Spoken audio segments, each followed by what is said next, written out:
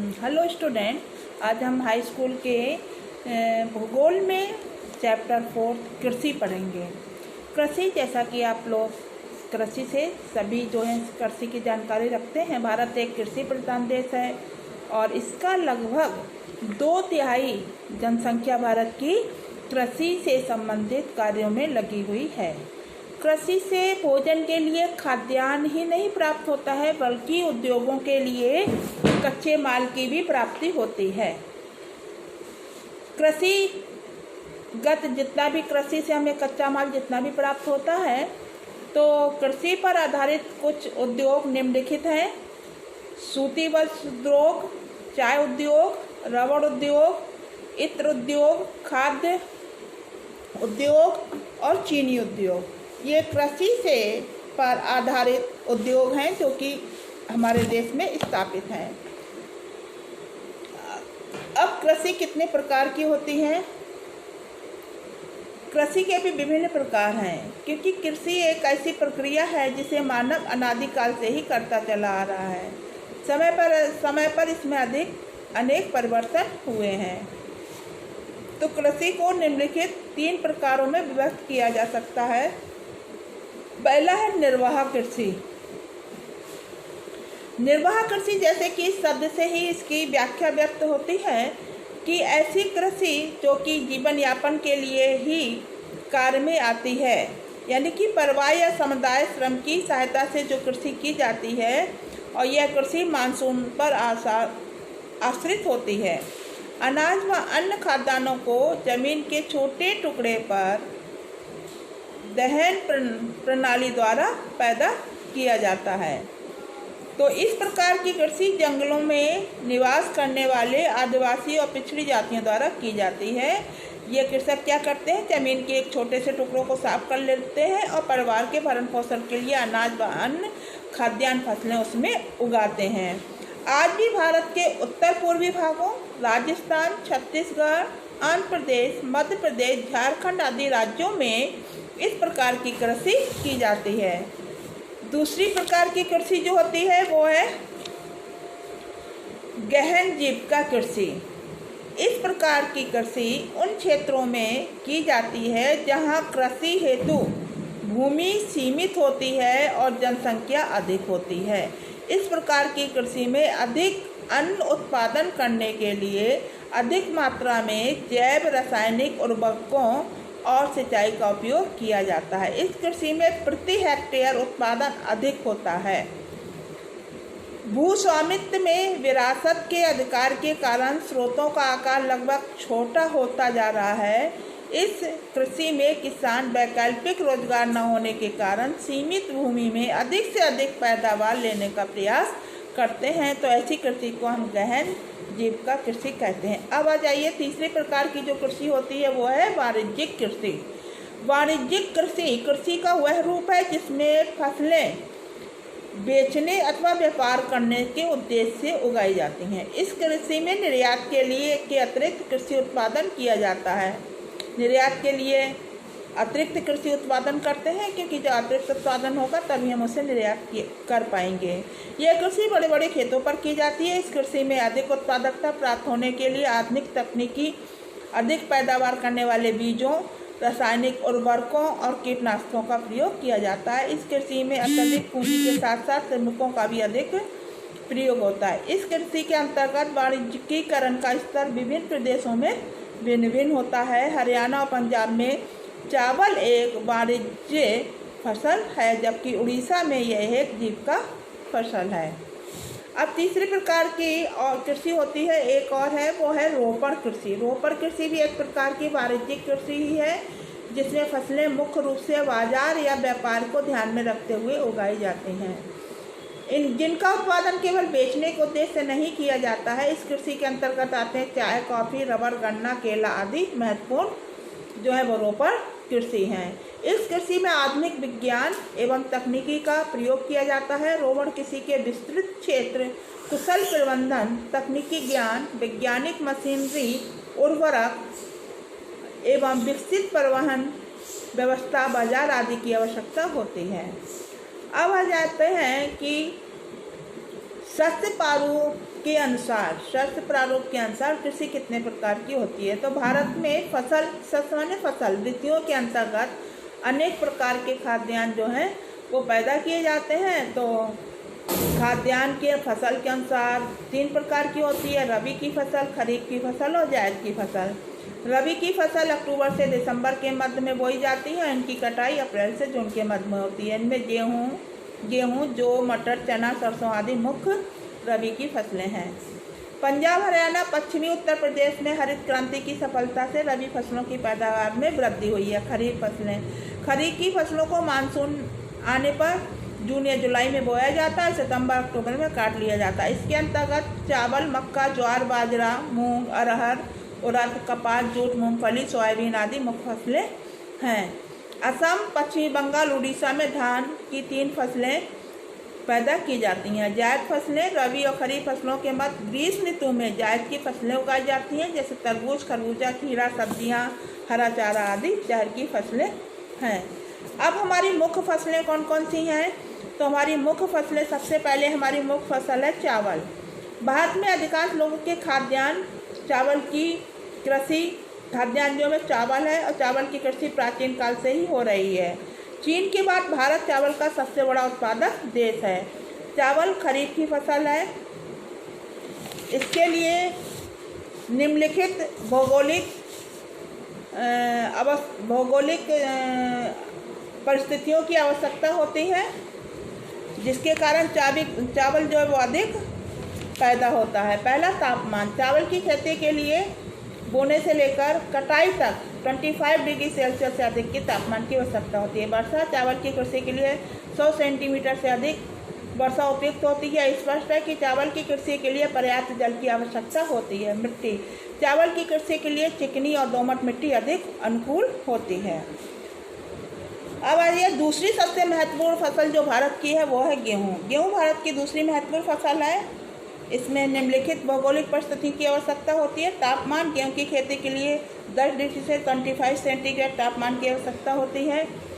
चावल की फसल के लिए धीमी ढाल वाली समतल भूमि अत्यंत उपयोगी होती है। मानवीय श्रम, चावल की खेती, तापमान होती है। फिर वर्षा, गेहूं बोते समय साधारण वर्षा की आवश्यकता होती है। मिट्टी, गेहूं की कृषि के लिए दोमट मिट्टी अधिक उपयुक्त होती है। तो इस प्रकार से चावल और गेहूं की खेती के लिए कौन कौन सी भौगोलिक परिस्थितियां ठीक होती हैं उसके बारे में अभी हमने पढ़ा कि तापमान कितना चाहिए, वर्षा कितनी चाहिए और मिट्टी कितनी चाहिए। अब हम आते हैं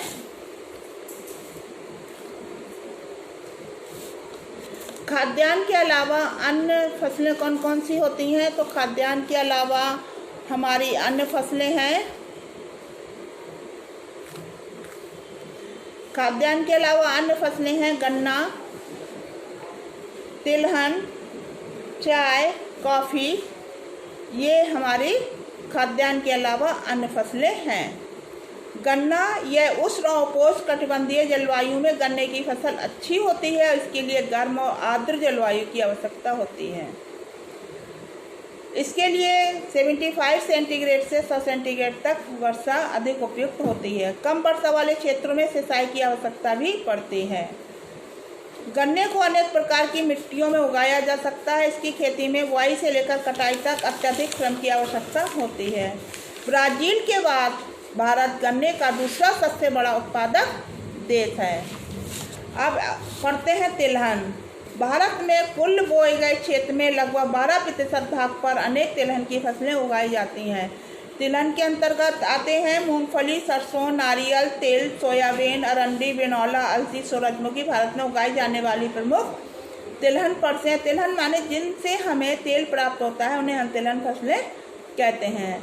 तिलहन फसलों में मूंगफली खरीफ की फसल है। देश के प्रमुख तिलहनों में मुख्य उत्पादन का लगभग आधा भाग इसी फसल से प्राप्त होता है। गुजरात, राजस्थान, तमिलनाडु, महाराष्ट्र मूंगफली के मुख्य उत्पादक राज्य हैं। अब आ जाइए चाय। चाय रोपण कृषि के अंतर्गत आने वाली फसल है। इसका उपयोग पेय पदार्थ के रूप में किया जाता है। उष्ण और उपोष्णकटिबंधीय जलवायु, ह्यूमस और जीवांश युक्त गहरी मिट्टी तथा सुगम जल निकास वाले क्षेत्रों में यह चाय की कृषि बागान लगाए जाते हैं। चाय की झाड़ियों को उगाने के लिए वर्ष पर्यंत उष्ण, नम और पाला रहित जलवायु की आवश्यकता होती है। चाय के मुख्य उत्पादक क्षेत्रों में असम, पश्चिम बंगाल में दार्जिलिंग की पहाड़ी, तमिलनाडु, केरल आदि सम्मिलित हैं। अब आ जाइए कॉफ़ी। भारत में उत्पादित कॉफ़ी अपनी गुणवत्ता के लिए विश्व में प्रसिद्ध है। भारत में अरबी किस्म की कॉफ़ी पैदा की जाती है जो आरंभ में यमन से लाई गई थी। भारतीय कॉफ़ी की विश्व भर में अत्यधिक मांग है। इसकी कृषि की शुरुआत बाबा बूदन पहाड़ियों से हुई थी। आज भी इसकी खेती नीलगिरी की पहाड़ियों के आसपास कर्नाटक, केरल और तमिलनाडु में की जाती है। अब अन्य अखाद्य फसलें, ऐसी फसलें जिससे कि खाद्य नहीं प्राप्त होता है, उन्हें अखाद्य फसलें कहते हैं। इसके अंतर्गत रबड़ आती है। रबड़ यह मुख्यतः भूमध्यरेखीय क्षेत्र की फसल है और इसको कृषि के लिए 200 सेंटीमीटर से अधिक की वर्षा की आवश्यकता होती है और तापमान जो है 25 सेंटीग्रेड की आवश्यकता होती है। उद्योगों के लिए रबर एक महत्वपूर्ण कच्चा माल है। इसे मुख्य रूप से केरल, तमिलनाडु, कर्नाटक, अंडमान निकोबार द्वीप समूह, मेघालय और गारो पहाड़ियों में उगाया जाता है। रेशेदार फसलें में आते हैं कपास और जूट। रेशेदार फसलों में कपास और जूट आता है। अब आ जाइए प्रौद्योगिकी और संस्थागत हम कृषि में किस प्रकार से सुधार कर सकते हैं। भारत में कृषि प्राचीन काल से ही किया जा रहा है, लेकिन अपेक्षा के अनुरूप जो है इसमें सुधारों के न होने के कारण आज भी कृषि उत्पादन कम बना हुआ है। यद्यपि सिंचाई सुविधाओं का विकास हुआ है, लेकिन इसके बावजूद देश के बहुत बड़े भाग में किसान अभी भी कृषि कार्य हेतु मानसून और भूमि की प्राकृतिक उर्वरता पर ही निर्भर करते हैं। बढ़ती जनसंख्या के लिए खाद्यान्न आपूर्ति के परिप्रेक्ष्य में यह अत्यंत महत्वपूर्ण चुनौती है। अतः अधिक से अधिक लोगों को आजीविका का साधन उपलब्ध कराने वाली कृषि में प्रौद्योगिकी एवं संस्थागत सुधार की बहुत अधिक आवश्यकता है। अब विभिन्न प्रकार के संस्थागत एवं भूमि सुधार कार्यक्रम। भारत में स्वतंत्रता के बाद भारत सरकार द्वारा कृषि में उत्पादन वृद्धि के लिए कुछ संस्थागत सुधार किए गए हैं, जिनमें जोतों की चकबंदी, सहकारिता का विकास करना, जमींदारी प्रथा की समाप्ति करना आदि कार्य हैं। जमींदारी प्रथा की समाप्ति से खेती करने वाले किसानों को जमीन का स्वामित्व मिल गया, जिससे उत्पादन में वृद्धि हुई। इस दिशा में उठाए गए महत्वपूर्ण कदमों में बाढ़, सूखा, चक्रवात, आग, बीमारी के लिए फसल बीमा का प्रावधान, किसानों को बहुत कम दर में ऋण सुविधाएं प्रदान करना आदि है। कृषि शिक्षा का प्रचार प्रसार करना। सरकार द्वारा विद्यालय, महाविद्यालय, विश्वविद्यालय स्तर पर कृषि संबंधी शिक्षा का देश के विभिन्न भागों में विस्तार किया गया है। आकाशवाणी व दूरदर्शन पर किसानों के लिए मौसम की जानकारी संबंधी कृषि कार्यक्रम प्रसारित किए जाते हैं, जिनमें उन्नत बीजों, कीटनाशक दवाइयों, नवीन कृषि यंत्रों एवं मृदा आदि की जानकारी दी जाती है। भारतीय खाद्य निगम एवं सब्सिडी खाद्यान्नों की अधिक खरीदी और भंडारण के लिए भारतीय खाद्य निगम की स्थापना की गई है। भारतीय खाद्य निगम सरकार द्वारा पोषित न्यूनतम समर्थन मूल्य पर किसानों से खाद्यान्न खरीदता है। इसके साथ ही सरकार कृषि को बढ़ावा देने हेतु किसानों के लिए उर्वरक, ऊर्जा एवं जल जैसे कृषि निवेशकों पर सब्सिडी उपलब्ध कराती है। कृषि का राष्ट्रीय अर्थव्यवस्था, रोजगार और उत्पादन में योगदान। भारतीय अर्थव्यवस्था में कृषि का अत्यंत महत्वपूर्ण योगदान है। उल्लेखनीय है कि सकल घरेलू उत्पाद में कृषि के योगदान का अनुपात 1951 से लगातार घटने के बावजूद ये अभी भी प्रत्यक्ष अप्रत्यक्ष रूप से लोगों के रोजगार और आजीविका का साधन बनी हुई है। कृषि का सकल घरेलू उत्पाद में घटता योगदान गंभीर चिंता का विषय है, क्योंकि कृषि में गिरावट अन्य क्षेत्रों में गिरावट का कारण बनेगी, जिसका संपूर्ण समाज पर नकारात्मक प्रभाव पड़ेगा। सरकार ने कृषि के घटते योगदान को दूर करने के लिए भारतीय कृषि अनुसंधान परिषद व कृषि विश्वविद्यालयों की स्थापना, पशु चिकित्सा सेवाएं, पशु प्रजनन केंद्र की स्थापना, बागवानी विकास, मौसम विज्ञान और मौसम के पूर्व अनुमान के क्षेत्र में अनुसंधान और विकास को अत्यधिक महत्व दिया है। भारतीय किसान की उन्नति के लिए अब भारत सरकार ने नए कृषि बिल भी पास किए हुए हैं।